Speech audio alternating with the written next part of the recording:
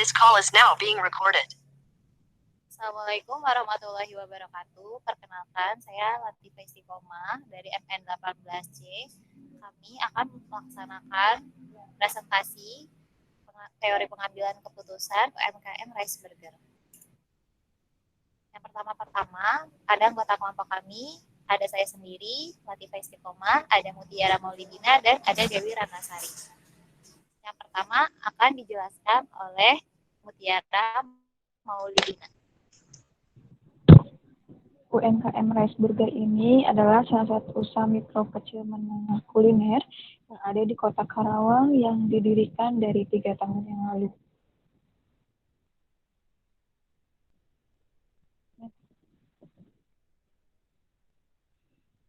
Rice Burger ini mempertahankan desain yang ergonomis dan praktis untuk bisa dikonsumsi di berbagai waktu. Tidak membutuhkan piring dan sendok untuk memakannya, akan tetapi bisa dengan cara dibuka, bungkus nasinya, dan memakannya secara perlahan. Pemasarannya unik, menjadikan Rice Burger sebagai makanan praktis dan terjangkau yang diminati pelanggan lokal. Selain itu, berkembangnya zaman, Rice Burger juga bisa dipesan di aplikasi nasional seperti GoFood atau GrabFood.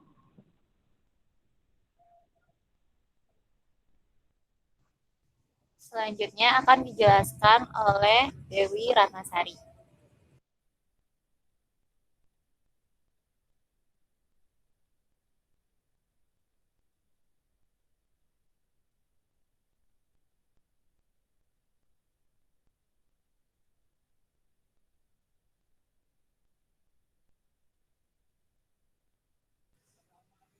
Untuk Dewi Ratnasari, mohon waktunya. Oke, di sini saya akan menjelaskan slide selanjutnya. Ada produk dari Rice Burger sendiri. Rice Burger hadir dengan produk nasi kepal dengan isian daging ayam yang kaya akan bumbu khas. Variannya juga beragam, yaitu terdapat 5 rasa, ada ayam pedas, rendang, lada hitam, rica-rica, dan semur. Jadi Rice Burger ini juga melihat kualitas dari nasinya, yang pastinya memilih kualitas beras yang tinggi agar nasinya juga bisa pulen gitu dan gampang dibentuk serta gampang juga dimakan dan ditelannya. Dan juga 5 varian rasa ini menyesuaikan dengan selera orang-orang Indonesia. Slide selanjutnya. Dan di sini juga ada beberapa penghargaan untuk Rice Burger, ada sertifikat penghargaan, ada piagam penghargaan. Bisa dilihat dari gambar di slide ini. Di masa akhir pandemi ini, Rice Burger mengalami penurunan profit atau keuntungan perusahaan hampir 8%. Dan sekarang mengalami hal menuju stabil dengan membuka kembali 9 cabang yang ditutup. Sekarang, Rice Burger mempertahankan kualitas fresh, praktis, dan terjangkau, dan meningkatkan perusahaannya di beberapa platform GPN Indonesia seperti ShopeePay, Dana, OVO, dan lain-lainnya. Slide selanjutnya. Nah, di sini ada tahap penelusuran yang sudah dilakukan observasi sebelumnya mengenai Rice Burger ini. Ada poin yang pertama, yaitu Rice Burger ini termotivasi dari warga Karawang yang didominasi dengan karyawan, sehingga timbul ide membuat makanan praktis agar memudahkan ketika dikonsumsi. Jadi pas awal itu ownernya atau pemiliknya itu melihat peluang bahwa Kota Karawang ini yang awalnya dijuluki sebagai lumbung padi, sekarang dijuluki sebagai kota industri, di mana pasti banyak sekali karyawan yang ada di Kota Karawang ini. Jadi owner dari Rice Burger ini melihat peluang tersebut sehingga membuat ide untuk membuat makanan praktis yang bisa dikonsumsi oleh karyawan yang didominasi dengan pekerjaan yang padat, dan juga melihat peluang untuk mahasiswa dan anak-anak sekolah sehingga mereka juga bisa memakan makanan praktis ketika sarapan pagi. Untuk poin yang kedua yaitu ada usaha berjalan dengan lancar dan 3 minggu berjalan sudah mendapatkan banyak pelanggan serta tawaran kerjasama franchise. Jadi owner dari Rice Burger ini ketika memulai usaha tidak memiliki kendala yang sangat rumit, lancar-lancar saja, bahkan sudah berjalan 3 minggu. Rice Burger ini ditawari untuk franchise yaitu kerjasama di Jakarta dan juga di Singapura. Terus poin selanjutnya ada modal yang dikeluarkan kurang lebih sekitar di bawah 5 juta dan owner mendesain outlet dengan kreativitasnya serta memanfaatkan barang-barang yang bisa digunakan seperti tutup ember untuk jadi hiasan outletnya. Selanjutnya ada Rice Burger memiliki rating bintang di Google GoFood dengan presentasi yang baik. Karena seperti yang dikatakan tadi, Rice Burger ini sebelum pandemi tidak mengalami masalah yang rumit dan juga produknya ini sangat diminati oleh khalayak banyak dan juga tepat sasaran. Rice Burger dan poin selanjutnya ada Rice Burger memiliki karakter dan konsep yang kuat. Maksudnya di sini Rice Burger ini memiliki karakter tersendiri gitu. Seperti nasi yang diberi varian rasa di dalamnya. Dan juga Rice Burger ini memiliki konsep yang mengikuti perkembangan zaman yang sudah branding. Misalkan saja kayak lontong atau lepet gitu ya, itu kan packagingnya masih tradisional banget. Tapi kalau Rice Burger ini dia mengikuti perkembangan zaman, jadi konsepnya itu sudah mengikuti branding. Poin selanjutnya, sebelum pandemi, Rice Burger membuka agen dengan harga grosir untuk produknya. Jadi owner ini melihat peluang untuk membuka agen dan membuka lapangan kerja bagi orang lain. Dan selanjutnya ada sebelum pandemi usahanya bisa menjual sekitar 350 pieces per hari dengan harga 8.000 per pieces.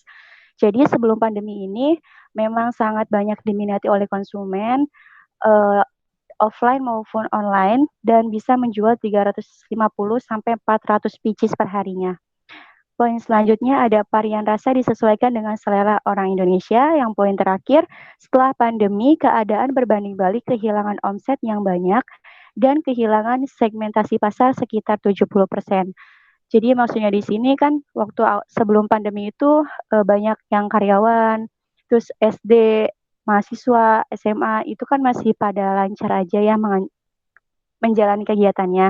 Setelah pandemi datang, semuanya sudah hilang gitu. Banyak orang yang kerja di rumah, work from home, terus juga pelajar-pelajar pada kerja di rumah. Jadi segmentasi pasar ketika di lapangan itu hilang sekitar 70% dari persentase 100%.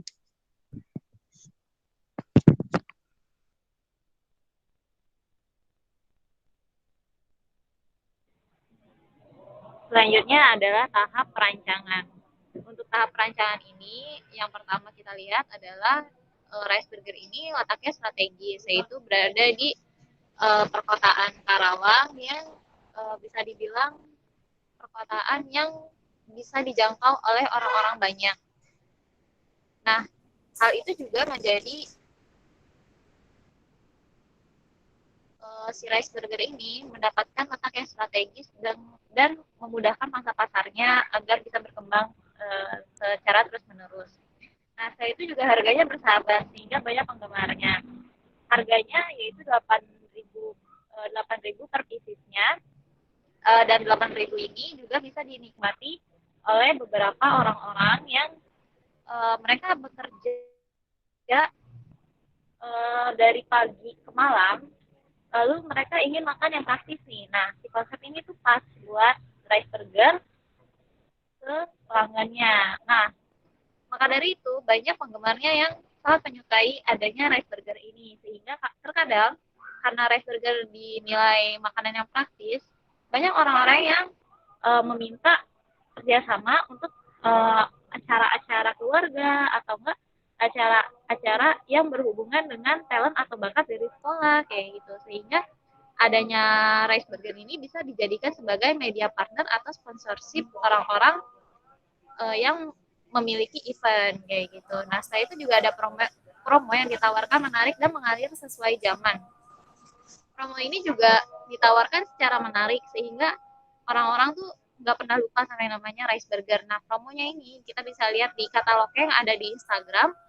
Setelah itu yang ditawarkannya ini juga harga-harganya juga sangat miring. Misalkan kita beli 10 pieces gratis satu, atau enggak beli 20 pieces yang harganya awalnya 8.000 jadi 7.000 atau 6.000 per piecesnya.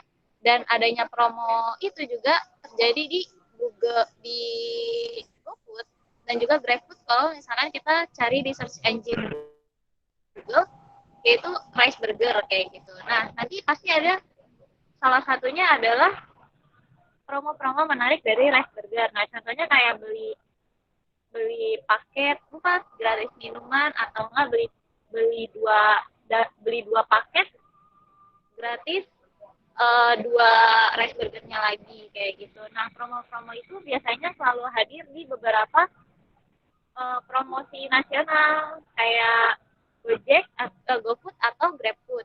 Nah, hal ini juga terjadi untuk GPN. Jadi kalau misalkan kita beli offline alias ke tokonya, kita bisa melakukan pembayaran dengan Dana atau OVO. Setelah itu uangnya kan langsung di scan ya, karena kan itu kan udah ada di dompet digitalnya sendiri. Nah, si dompet digitalnya ini juga ngasih cashback ya, cashback 3%, cashback 5% untuk pengguna GPN seperti ShopeePay atau enggak Dana dan lain-lain. Nah, GPN ini gerbang pembayaran nasional. Jadi kalau misalkan kita nge-barcode dari Rice Burger pakai dan pakai metode dompet digital apapun tetap kepotong langsung. Nah, setelah itu sering terjadinya kondisi yang tidak pasti akibat harga bahan baku yang sering berubah. Nah, ini juga jadi teori keputusan kami di mana bahan baku yang diperoleh itu juga lumayan. Jadi kayak biasanya satu ayam tuh harganya 36 sampai 38.000. Terkadang kalau misalkan lagi musim-musimnya kayak yang baru-baru ini nih ya, kayak Idul Fitri. Nah, itu harganya pasti naik kan. Nah, hal itu juga jadi acuan di mana Rice Burger ini akan mendapatkan kesulitan bahan baku karena bahan bakunya sudah tinggi di pasaran gitu. Dan pada akhirnya si Rice Burger ini akan mencari supplier atau toko dagang ayam yang menjual dengan harga murah. Nah, setelah itu ada memobilisasi keuangan, SDM, dan pemasaran sendiri sehingga dituntut dapat meningkat kredibilitas usahanya sendiri. Nah, hal ini dilakukan sama Rice Burger, di mana dia menghitung keuangan perusahaannya sendiri, setelah itu melakukan research kepada orang-orangnya atau karyawannya juga sendiri, setelah itu pemasarannya juga dilakukan sendiri. Jadi mereka tidak punya tim yang mengorganisir, jadi hanya ownernya saja yang mengorganisir kegiatan usahanya kayak gitu. Nah, setelah itu di poin berikutnya dituntut untuk tidak ketinggalan zaman atau melakukan modernisasi teknologi dengan cepat. Nah, salah satunya adalah Rice Burger ini adalah UMKM yang kita temukan di mana dia tuh sudah modern gitu pembayarannya. Biasanya kan masih cash gitu kan. Nah, sekarang di mereka tuh ada debit card, ada credit card, ada pakai GPN, terus juga bisa bayar pakai saldo-saldo lainnya, terus juga bisa pakai uang cash. Dan mereka punya loyalty card di mana kalau misalkan kita beli 10 pieces itu kita bakal dikasih satu. Nah, loyalty card ini juga sangat beruntung gitu. Orang-orang yang sering beli itu tiba-tiba di gratisin satu karena dia sudah beli lebih dari ketentuan loyalty card-nya sebanyak 10 pieces. Nah, setelah itu ada analisis perusahaan guna menghitung perkembangan perusahaannya. Nah, analisis perusahaannya ini juga untuk menghitung perkembangan perusahaannya sehingga owner dari Rice Burger-nya ini memiliki hak untuk bisa memobilisasi semua franchise-nya, kayak ngitung bagian keuangannya, terus juga SDM-nya apa baik, terus juga pemasarannya apa cukup. Nah, sering dilakukannya analisis perusahaan ini juga meningkatkan adanya perkembangan perusahaan Rice Burger ini sendiri, sehingga memiliki banyak franchise yang ada di Karawang. Nah, untuk banyaknya cabang milik Rice Burger ini, di antara lain kita bisa lihat di Instagramnya, yaitu riceburger.id. Nah, di sana kalian bisa langsung cek, lihat lokasinya di mana, bisa beli di mana aja, dan tentunya link pembelian lewat Gojek ataupun Grab, kayak gitu. Nah, selanjutnya akan dijelaskan oleh Mutiara. Di tahap selanjutnya ada tahap pemilihan. Yang pertama, memakai situs aplikasi untuk memesan secara online. Jadi, Rice Burger ini tidak hanya bisa membeli secara langsung, dan Rice Burger ini hadir dalam pemesanan lewat aplikasi, yaitu bisa order lewat GoFood yang berada di aplikasi Gojek, GrabFood, bisa juga delivery order. Yang kedua, semenjak adanya pandemi ini, pembayaran yang asalnya memakai dengan uang tunai dan sekarang beralih ke pembayaran secara digital. Nah, sekarang Rice Burger ini beralih pembayarannya secara digital dengan memakai GPN atau bisa dengan barcode. Barcode ini biasanya ada di aplikasi ShopeePay, OVO, ataupun Dana. Jadi tinggal scan barcode yang sudah disediakan oleh pihak Rice Burger-nya.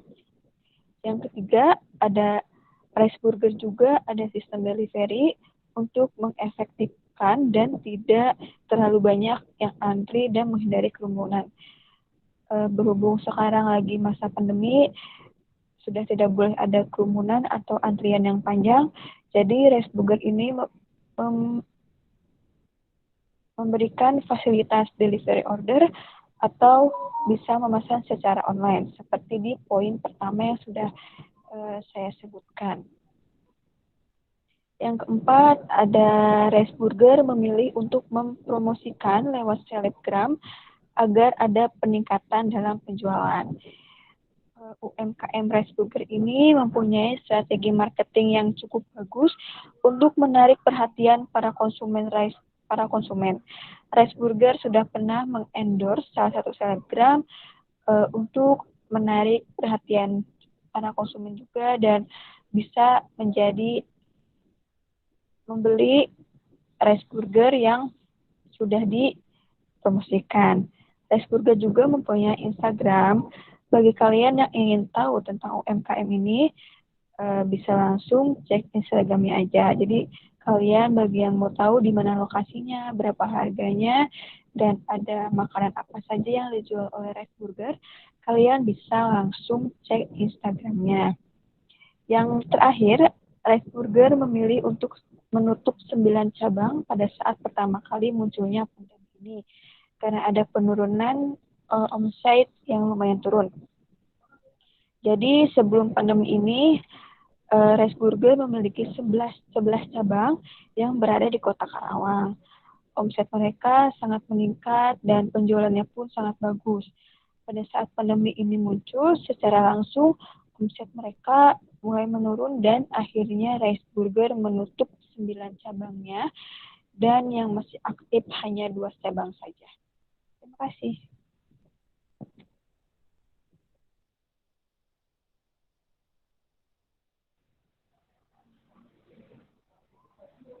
Baik, untuk kesimpulan akan saya jelaskan. Nah, untuk kesimpulan ini, awalnya mereka itu menganalisis lingkungan dengan cara melihat beberapa orang yang sibuk sama aktivitasnya, sehingga hal itu juga jadi acuan mereka untuk menjadikan kemasan praktis ini sebagai sarapan praktis untuk mereka yang bekerja atau beraktivitas.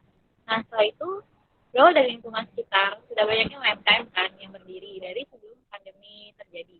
Dan beberapa UMKM juga mendapatkan dampaknya, contohnya pada Rice Burger.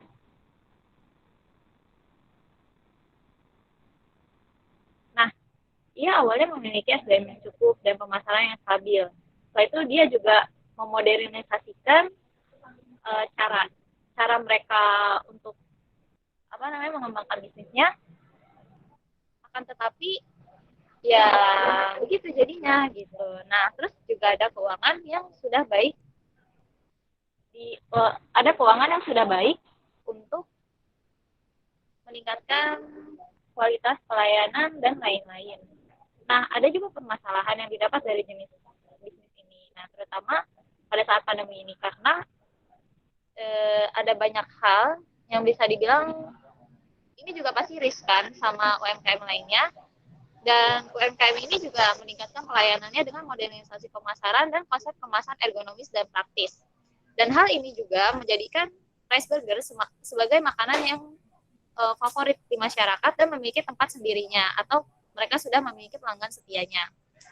Dan hal ini juga jadi makanan favorit masyarakat karena rice burger ini punya daya tarik sendiri gitu. Nah, cara analisis SDM ini mulai dari 2019 di mana ia mendirikan 11 cabang yang kini hanya terdiri 2 cabang saja. Dan analisis keuangan ini juga awalnya itu ada 250 bungkus sehari dari penjualan outlet sehingga sekarang ia harus untuk menggantikan 80% labanya yang hilang di masa pandemi. Dari informasi yang kami dapat, 250 bungkus ini sebelum pandemi. Dan itu hanya berlaku di outletnya saja, atau pembelian di outletnya saja. Akan tetapi, saat di masa pandemi, Rice Burger gencar melakukan pemasarannya, sehingga ia harus menggantikan posisi 80% laba yang biasa dia dapat dari profit outletnya, jadi dari digital marketingnya. Sedangkan di digital marketing ini terdapat laba untuk digital marketing platformnya ini. Jadi kayak 1% itu harus untuk perusahaannya atau cashback dan voucher yang digunakan itu harus dibayar dari perusahaan UMKM-nya ini sendiri. Nah, itu juga jadi analisis terbaru ya, karena si platform ini juga pas mau rugi kan di masa pandemi kayak gini, dan sehingga mereka harus memberikan voucher-voucher gratis atau cashback ke perusahaan UMKM ini, sehingga mereka tetap berdiri gitu si platformnya ini. Misal Rice Burger ini dia misalkan cashbacknya itu 1 atau 3%. Nah, jadi yang harus dibayar hanya sekitar 6.500-an. Nah, maka sisanya dari 6.500 dari 8.000-nya ini sekitar 1.500-an itu harus dibayar sama Rice Burger-nya ini sendiri. Jadi bukan benar-benar cashback dari si platformnya ini. Nah, setelah itu juga analisis pemasaran Rice Burger memakai penjualan secara online melewati situs aplikasi GoFood dan juga GrabFood. Nah, ini juga jadi analisis keputusan kelompok kami di mana cara untuk meningkatkan labanya lagi dan juga untuk meningkatkan profit minimal sehingga beberapa outlet mungkin bisa berdiri adalah dengan cara melakukan penjualan online melewati situs aplikasi GoFood dan GrabFood, di mana nantinya akan ada keuntungan plus minus dari mereka untuk jadi salah satu profit baru ke UMKM-nya ini. And then dari 2 outlet yang berdiri pada hari ini, mereka akan menghasilkan pengganti laba 80% dari 9 perusahaannya yang tutup ini. Nah, sekian dari kelompok kami. Dicukupkan waktunya. Maaf jika ada salah kata dan perbuatan. Wassalamualaikum warahmatullahi wabarakatuh. Waalaikumsalam warahmatullahi wabarakatuh. Waalaikumsalam warahmatullahi wabarakatuh. Terima kasih semuanya.